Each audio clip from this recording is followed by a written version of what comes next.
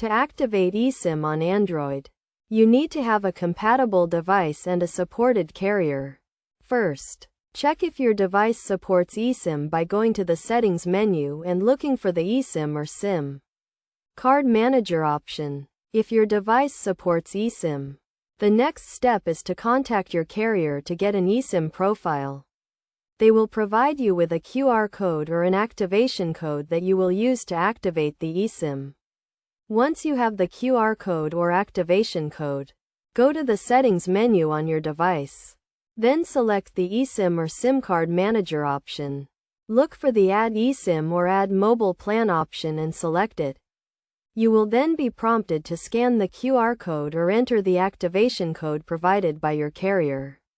Follow the on-screen instructions to complete the activation process. After activation, your eSIM will be ready to use, and you can manage your eSIM plans and settings from the eSIM or SIM card manager option in the Settings menu. It is essential to note that not all carriers support eSIM, so it is crucial to check with your carrier before attempting to activate eSIM on your device.